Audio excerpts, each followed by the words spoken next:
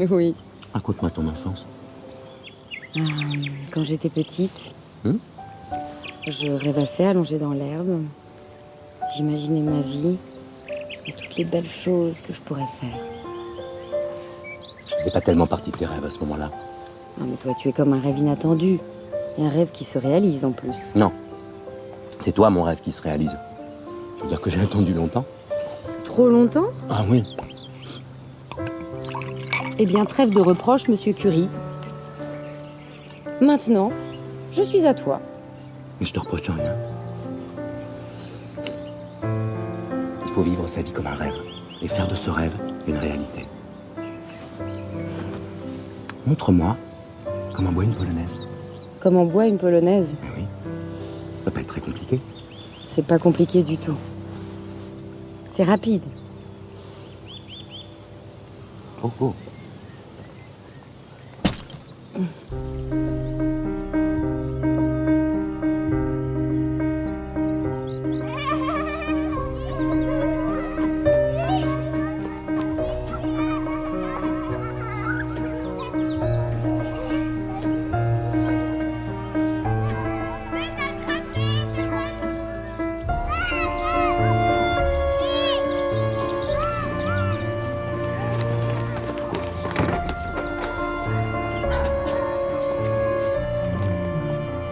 Marie Skłodowska was born in Warsaw on November the 7th, 1867. Marie spends her childhood in an occupied country. Tsar Alexander II had decided to eliminate any sign of resistance in Poland, which disappears from the map of Europe during his reign. The Kingdom of Poland becomes the Vistula land.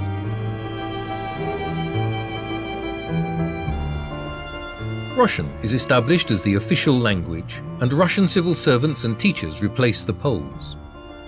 Simply speaking Polish is considered a violation of the law. In such a situation, the Polish intelligentsia does everything to preserve Polish history and culture, especially by cultivating tradition within the family. Marie's father, Władysław, mathematics and physics teacher, is deputy head teacher of a school for boys. As a talented linguist, he reads Dickens' works in the original language, as well as prohibited classics of Polish literature to his children. His wife, Bronisława, is also a teacher and headmistress of a private school for girls.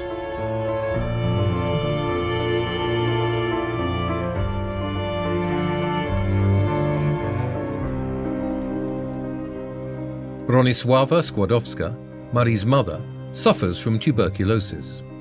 Despite many stays in a sanatorium, the disease develops, and the young Marie does not understand why her mother embraces her so seldom and never gives her a kiss.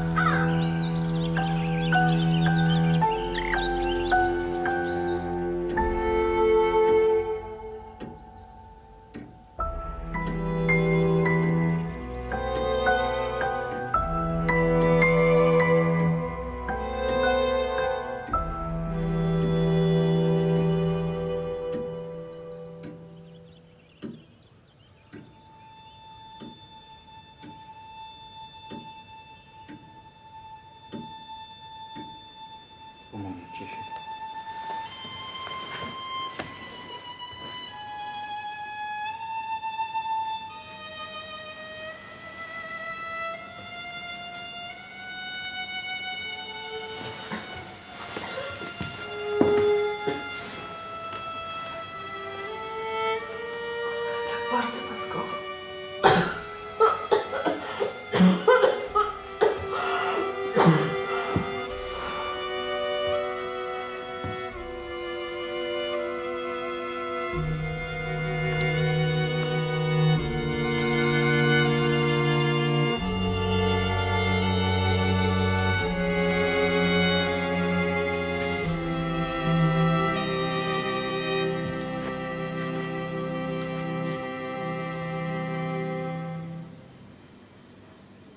It seems that Marie never got over her mother's death.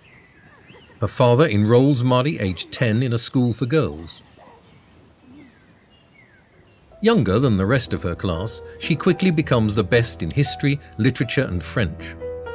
Marie graduates brilliantly from high school and continues clandestine studies at the Flying University.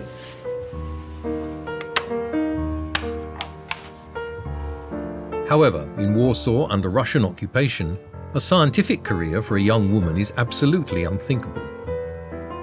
Marie and her sister Bronia decide to act together.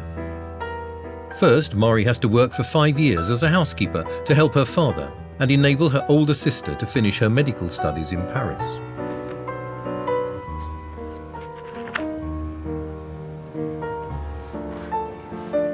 Then Bronia, who meanwhile has married Kazimierz Dworski, helps her to survive in Paris so that she might pass her exams at the Sorbonne.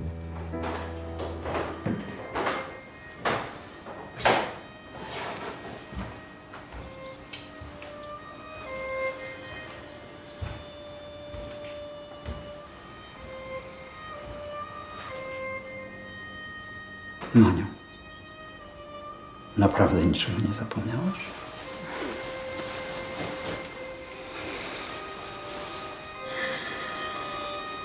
Enfin, powinienem teraz mówić do ciebie po francusku. Tu n'as rien oublié? Non, papa. J'ai tout ce qu'il me faut. To dobrze. Ton français est bon, mais peut-être insuffisant dans les domaines scientifiques. Nie martw się, tato. Je vais le travailler. Je n'aime pas te laisser tout seul. J'ai le cœur gros, tu sais. Ces 3 années passeront vite. Tato, skończę studia i wrócę. Zaraz przyjadę po twoje rzeczy. Naprawdę niczego nie zapomniałaś?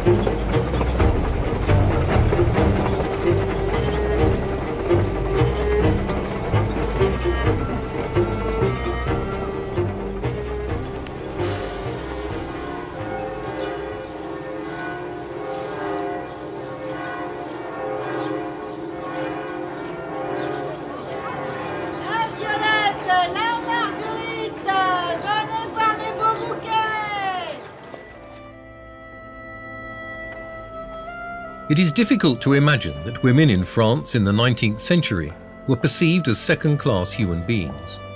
Unreasonable, ignorant, only made for childbearing, looking after the family, or prostitution. Physics, biology, Latin and Greek are for boys only.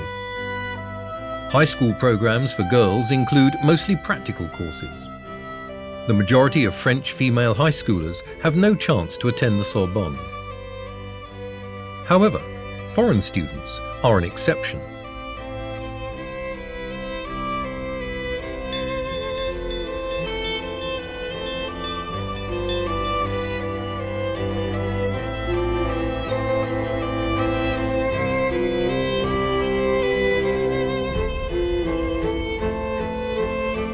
At that time, the Sorbonne had 12,000 students and a modest handful of 200 female students. In November 1891, Marie is the first woman to pass her entrance examinations at the Faculty of Physics and Chemistry. in spite of her sister Bronisława's and husband's help, it is hard for Marie to make ends meet. In 1893, Marie obtains her bachelor's degree in physics and is offered a research contract in Gabriel Lippmann's laboratory.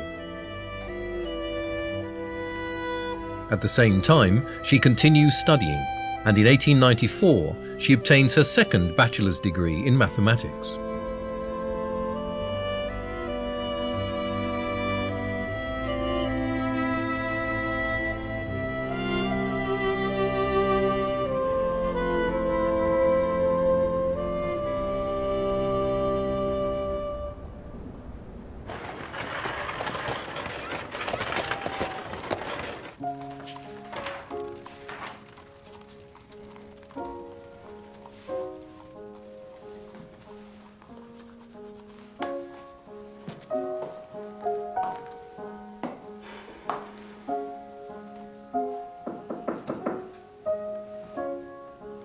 Przyjdziesz do nas? Nie.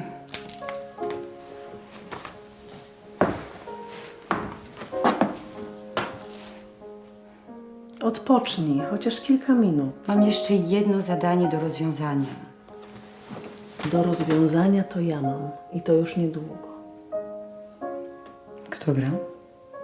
Paderewski. Taki genialny rudzielec. No chodź. Na chwilkę. Przedstawię was. Naprawdę nie mam czasu. Wracaj do nich.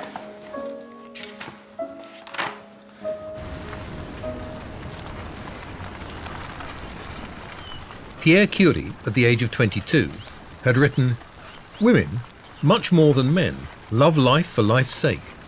Women of genius are rare." When Marie meets him in 1894, Pierre is already a physicist renowned for the discovery of piezo electricity. He has been working for 14 years as work supervisor at the School for Industrial Physics and Chemistry. Pierre is completing a thesis on magnetism. Marie meets him to learn about the topic. Henri Becquerel, who discovers radioactivity, will play an important part in Pierre and Marie's life. The school's director allows Marie to work on the site for her measures of magnetism. This is an exceptional agreement, allowing a woman to work in a laboratory. For 1 year, Pierre woos Marie, and at last, on July 25, 1895, after a small ceremony at the Sceaux Town Hall near Paris, with no rings and no blessing, Pierre and Marie become husband and wife.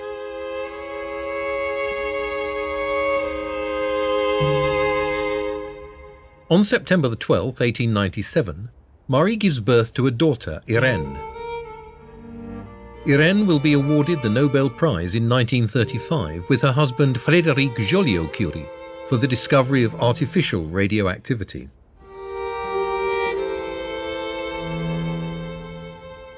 Her second daughter, Eve, born on December 6, 1904, will become a pianist and writer.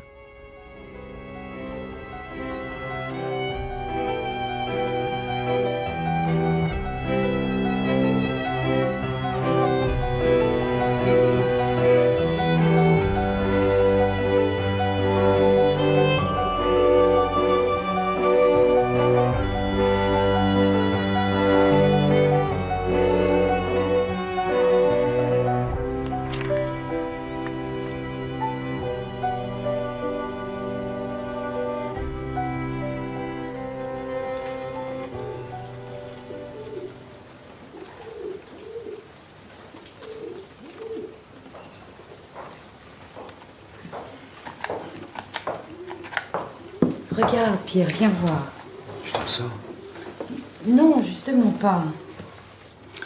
Tu vois, quand j'examine la composition des coefficients avec la deuxième équation, je ne retrouve pas du tout la même chose. Tu permets? Oui.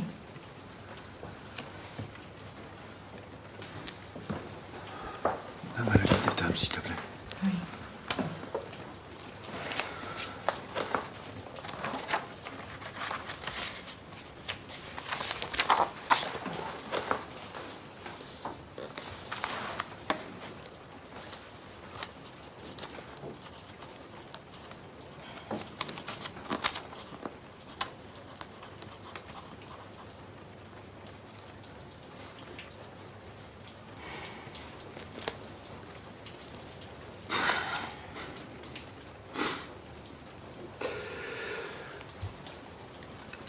trompé d'une ligne.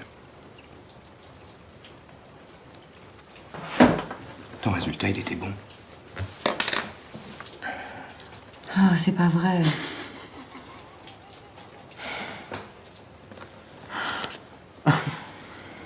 On est fatigué. Je nous fais un café? Oui, il en reste encore un peu. Courage.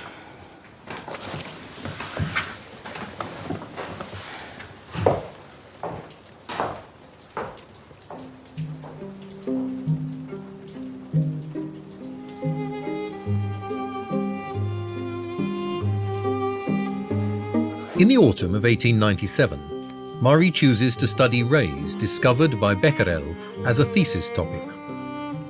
Working on uranium, she discovers an abnormal behavior of uranium ores that are emitting far too much radiation. Puzzled, she decides to search for the source of this energy.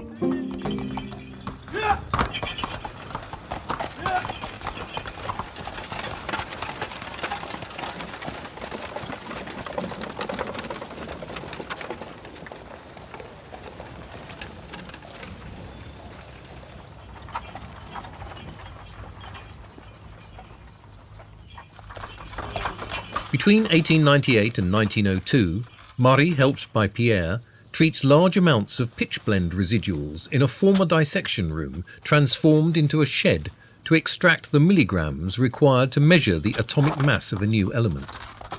The lack of means makes this work extremely long and painful. The German chemist Wilhelm Ostwald writes, "It was a cross between a stable and a potato cellar, and if I had not seen the work table with the chemical apparatus, I would have thought it was a joke." On June 12, 1903, Marie defends her thesis on the new element radium at the Sorbonne. The examiners declare that the demonstrated results contribute more to scientific knowledge than any previous doctorate thesis.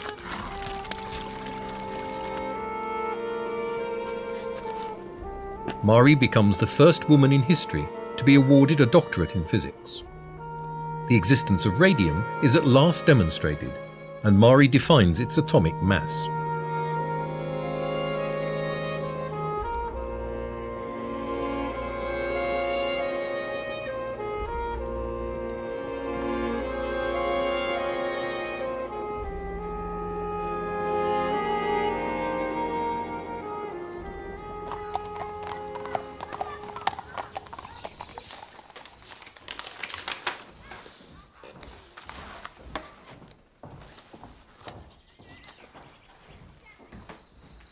Bronia nous envoie la recette du pot-au-feu.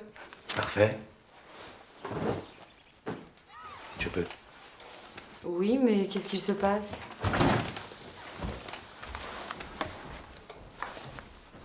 Qu'est-ce que c'est? Une très bonne nouvelle, mon amour. Ah bon?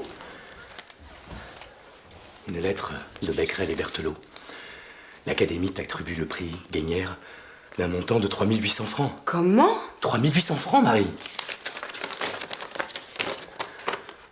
Cher Monsieur Curie, il paraît résulter de ce travail curieux que les propriétés de la pêche blande seraient attribuables à un nouveau corps simple.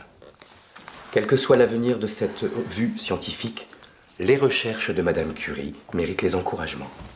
Je vous félicite, ce passage il est pour toi, je vous félicite très sincèrement et vous prie de présenter mes respectueux compliments à votre femme, bien à vous, Henri Becquerel.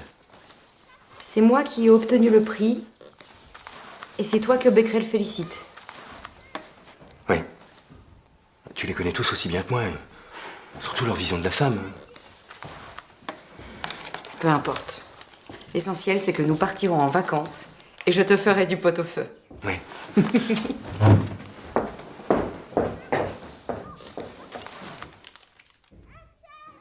L'histoire du prix Nobel de 1903 est assez complexe. C'est effectivement très frappant qu'elle va le recevoir, au fond, à peine 6 mois après sa thèse. Que les travaux qui sont couronnés dans ce prix Nobel de 1903 sont des travaux de physique. C'est le comité de physique qui va l'attribuer. Et de fait, il est décerné à Becquerel pour la découverte de la radioactivité et à Pierre et Marie Curie pour leurs travaux sur les radiations découvertes par Henri Becquerel. Or, on est à une époque où le radium a été découvert en 1998 par Pierre et Marie Curie, et à une époque où Marie a déjà fait, avec l'aide de Pierre, mais principalement et essentiellement elle, la séparation du radium et la masse atomique. Maria Skłodowska była wybitną indywidualnością, niezwykle oryginalną, niezwykle silną kobietą, ale była także, i to nie umniejsza siły jej charakteru i oryginalności, była także wytworem czasów, w których żyła. Mam tu na myśli głównie myśl filozoficzną, którą określamy terminem pozytywizm. Oczywiście w tamtych czasach to był dominujący trend uczonych francuskich, węgierskich, który sprowadzał się do tego, żeby po pierwsze przywiązywać wielką wagę do nauk wtedy nazywanych naturalnymi, dzisiaj powiedzielibyśmy ścisłe i przyrodnicze, żeby promować wiarę w ludzki rozum, że oto świat poznawalny jest na drodze rozumowej, więcej nawet, że świat nie jest poznawalny w inny sposób, co jest tutaj bardzo istotne. Także wiara w nauki, dzisiaj nazywamy to empiryczne, czyli takie, które w każdej sprawie odwołują się do realnego świata, do empirii, do doświadczenia, to również była główna przesłanka myślenia o nauce u Marii Skłodowskiej Curie. Quand les archives du prix Nobel ont été ouvertes, on s'est aperçu que la proposition de l'Académie des sciences française ne comportait que le nom d'Henri Becquerel et de Pierre Curie. Extraordinaire. Et à vrai dire, difficile à comprendre, car un certain nombre d'académiciens précédemment avaient encouragé le travail de Marie Curie. Elle a eu des prix, des encouragements divers. Or, elle n'est pas proposée. On doit à un académicien suédois, Mita Gleffer, qui était un grand promoteur du travail des femmes en sciences, eh bien d'avoir averti Pierre Curie, qui a répondu si c'est vrai qu'on envisage mon nom pour le prix Nobel sur la à propos des travaux sur la radioactivité, il est évident que mon épouse Marie Curie doit le partager.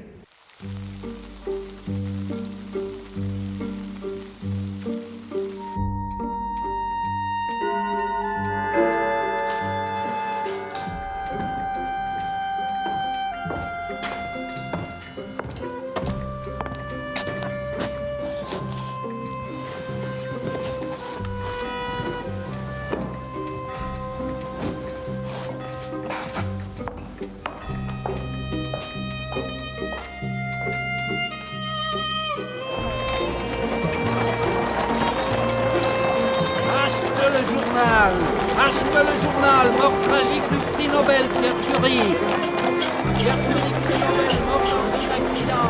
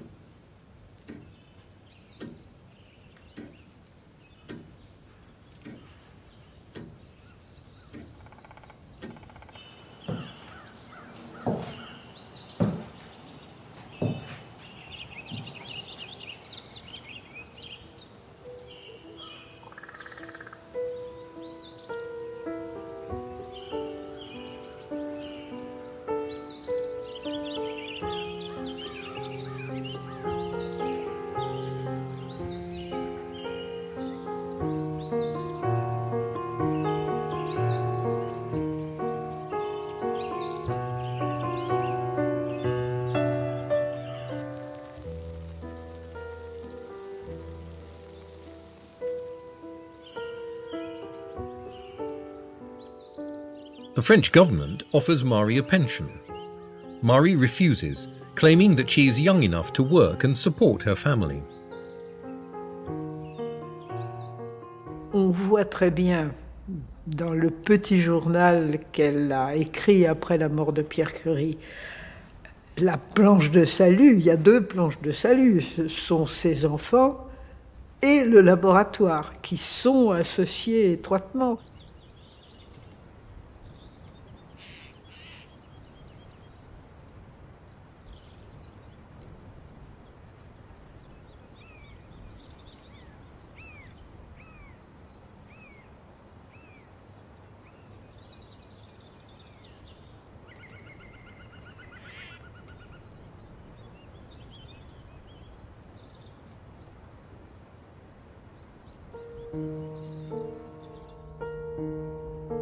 On May the 23rd, 1906, Marie is nominated Head of Research at the Faculty of Sciences of the University of Paris, with a meagre yearly salary of 10,000 francs.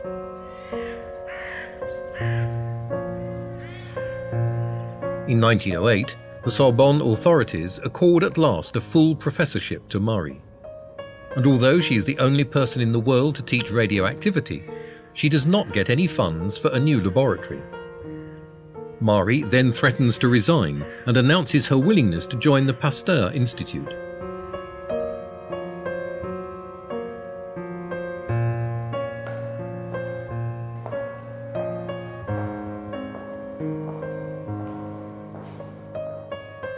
This threat has the desired effect. The university purchases land and gives 400,000 francs to equip a laboratory dedicated to researches in physics and chemistry. In the neighbouring building, financed by the Pasteur Institute, Claude Regaud, professor in medicine, will conduct researches on the application of radiation, called the Curie's therapy.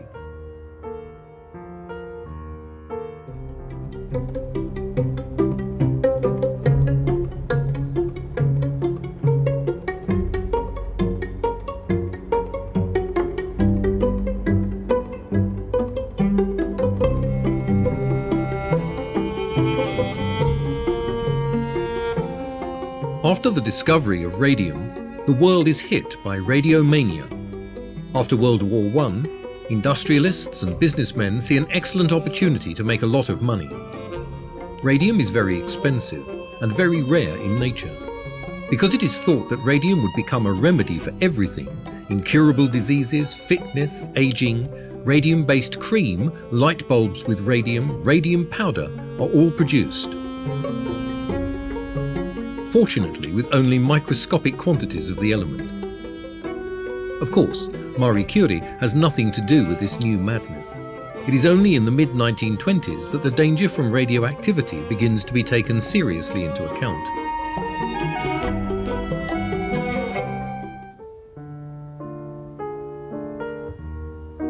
In 1910, Marie, who follows Pierre's example by refusing the Legion of Honor, decides to apply for a seat at the French Academy of Sciences.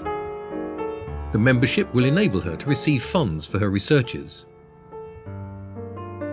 This is the moment when an attack is launched on her, coming from conservatives, misogynists, anti-Semites, as well as all kinds of xenophobes. The nationalist press suggests that Marie is Jewish and has no right to defeat her competitors who are pious Catholics. Some voices raise the claim that only Pierre was a genius and deserved the Nobel Prize.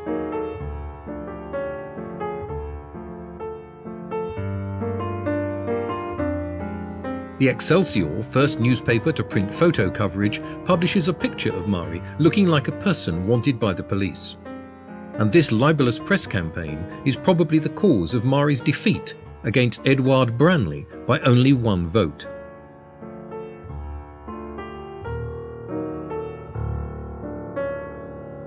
Et Marie Curie a donc manqué le vote d'1 voix. Ça l'a très fortement perturbée. Je suis tout à fait convaincu que s'il n'y avait pas eu la campagne extérieure, xénophobe, antiféministe et posant des problèmes qui n'avaient rien à voir avec la science, il est bien possible qu'elle se serait représentée et qu'elle aurait été plus tard membre de l'Académie des sciences. Donc début de l'année 1911, c'est ça. Après l'été va apparaître cet ensemble de lettres entre Paul Langevin et elle,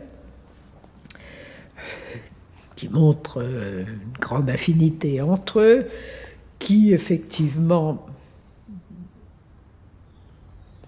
donne lieu à un scandale, sur lequel au début l'un et l'autre essayent d'arrêter les choses. Marie s'adresse aux journaux en disant « Vous n'avez pas parlé de ce genre de choses ». Puis, ils vont être amenés, et l'un et l'autre, à dire et à affirmer « Oui, nous avons écrit des lettres. Ces lettres, nous avons bien écrit des lettres, mais ces lettres ont été falsifiées. » The newspaper Le Petit Journal publishes the article, The Affair of Madame Curie and Professor Langevin, describing the scientist as a husband stealer. L'œuvre, le journal, l'Action française spread the poison. Nobody mentions that Paul Langevin, father of 4 children, has been living apart from his wife for 1 year. Numerous duels set Marie's friends and her detractors against each other.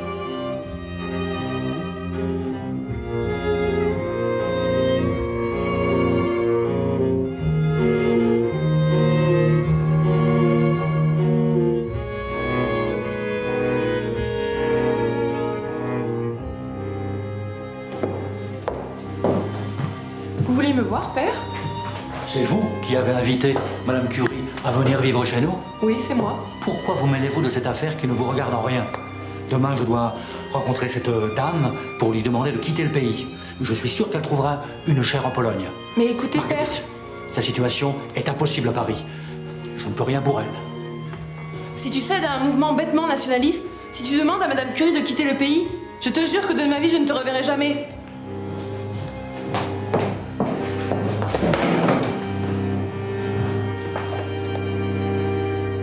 Le scandale, comme toutes les affaires que nous qualifierions de médiatiques aujourd'hui, le pic est passé.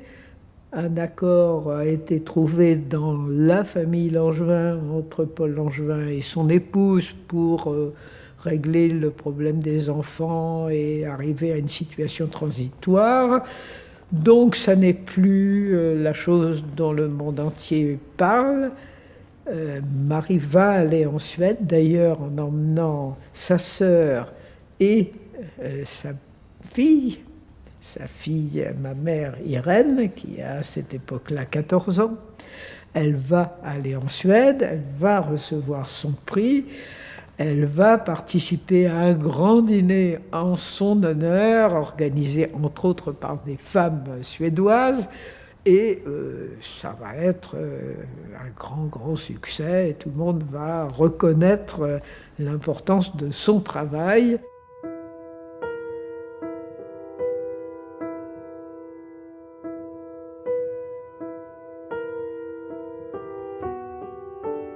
In her lecture in Stockholm, Marie specifies and underlines her part in the researches carried out with her husband.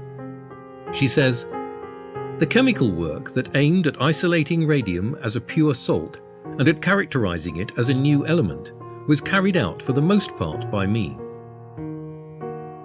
She concludes, "During all these years, Pierre and I devoted ourselves to work concerning the common discovery of radium and polonium.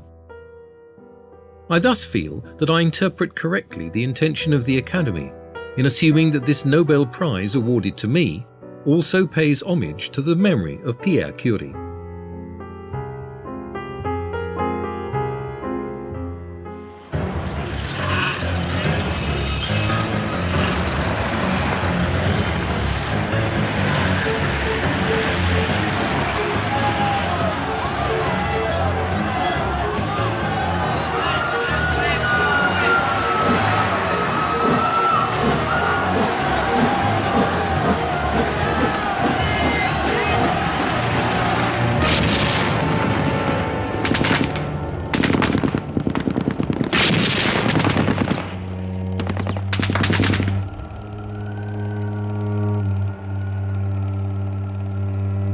During the first 6 weeks of the First World War, 747,000 Germans and 854,000 French are wounded or killed. Marie notices that a lot of the wounded do not receive medical help quickly enough and die. The French army has only one mobile radiological unit.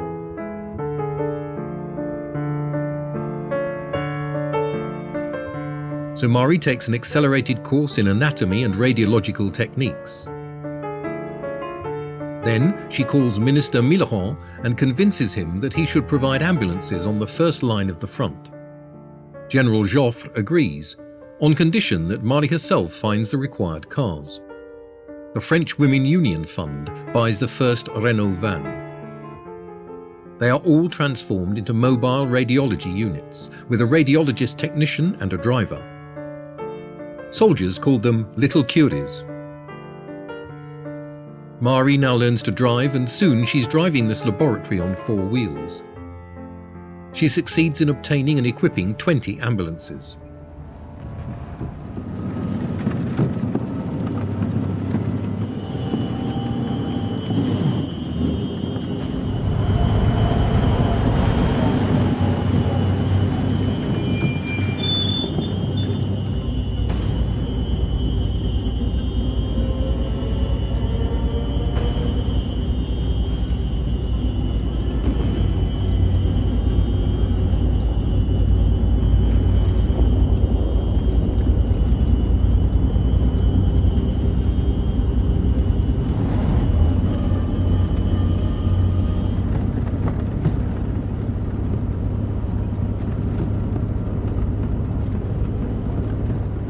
Thanks to Marie's initiative, almost 1 million soldiers were X-rayed and thousands of wounded could be treated.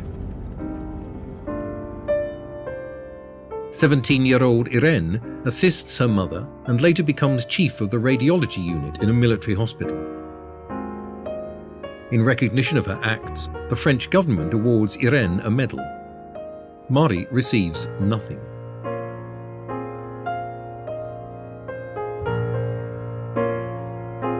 In 1920, an American journalist, Missy Maloney, comes to Paris to interview Marie Curie. She finds out that Marie is a humble woman who works in a small laboratory and lives in a very simple flat that she pays for with the meagre wages of a French professor.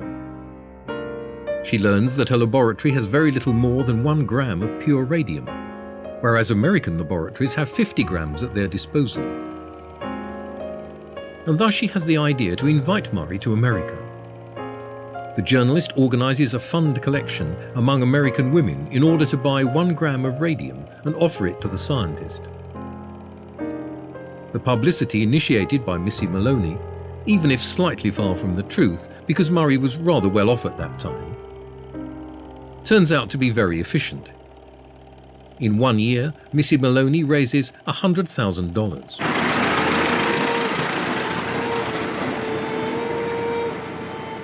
Missy Maloney made much of Marie's future trip to the United States, the high point of which has to be the gram of radium to be handed over by President Harding in the White House.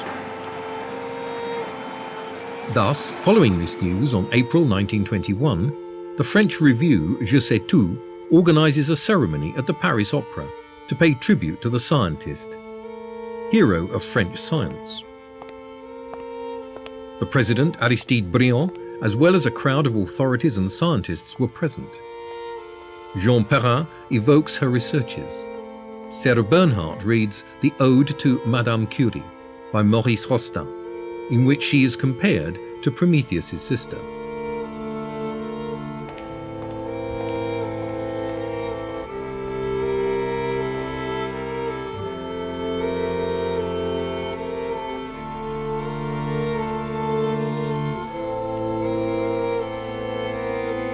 On May the 4th, Marie, with her daughters and Missy Maloney, who came especially to be with her on that trip, board the Olympic ship at Cherbourg.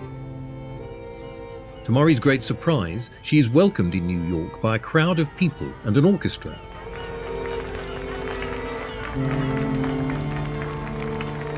Marie is invited to a series of meetings, among others by female colleagues, to encourage girls to pursue careers in science.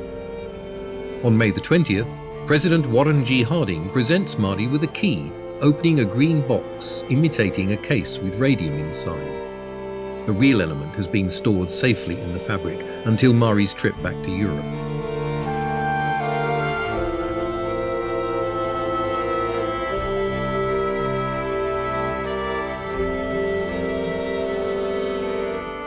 Marie returns to America in 1929 to receive from the hands of President Hoover a check to buy another gram of radium, a gift from the Polish community in the USA for Poland.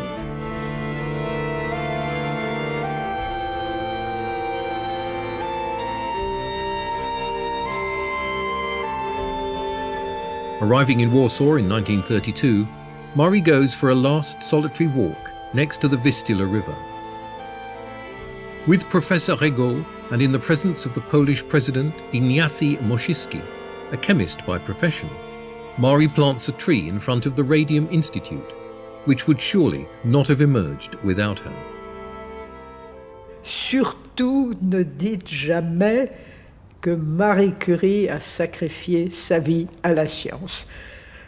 C'est exactement, j'en suis convaincue, à l'opposé de ce qu'elle pensait. D'ailleurs, elle a répondu à des questions de ce genre en disant « J'ai consacré beaucoup de temps à la science parce que j'aimais la science, parce que j'aimais la recherche. » Tout est là. Elle a des phrases à propos de la science qui a une grande beauté.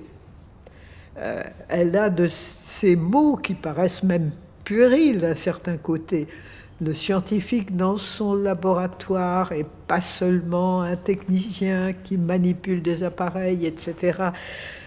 C'est comme un enfant devant un conte de fées. Ça veut dire qu'elle-même se voyait, se ressentait comme l'enfant devant un conte de fées. I think that Marie Curie was an amazing and inspirational woman, and actually a woman who overcame enormous obstacles in her career. It was not expected that a woman would be able to lead a research laboratory, for example, yet she did that. And she made fundamental discoveries that really changed the course of science. Je sais que beaucoup de malades aujourd'hui lui doivent la vie, qu'elle a quand même un peu donné la sienne, et voilà, que la recherche, que les femmes dans la recherche est une chose troublante et belle, que c'est une femme d'une grande générosité, d'une intelligence lumineuse. Voilà, je pense qu'on lui doit beaucoup, que nous tous lui devons beaucoup, et que c'est heureux que cette femme soit venue chez nous, et qu'elle y ait trouvé à la fois l'amour et la science. Is Marie Curie close to me? Am I like Marie Curie? That's the question everybody been asking. And at first, I say no, because she was an amazing scientist. First woman to win a Nobel Prize. After 100 years, still the only woman to win a Nobel Prize in two different areas of science, chemistry and physics. Come on, to say that I'm walking in the footsteps of Marie Curie, that's amazing. To use our names in the same sentence, that's incredible.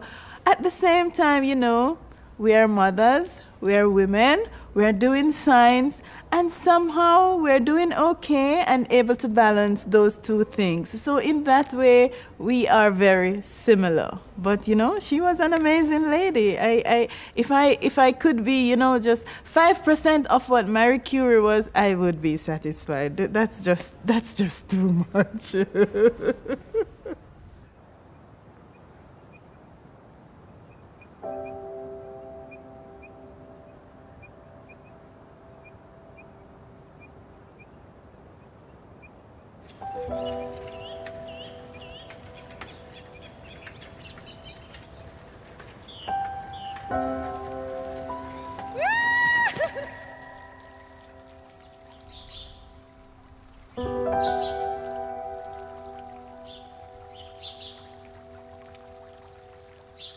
Tu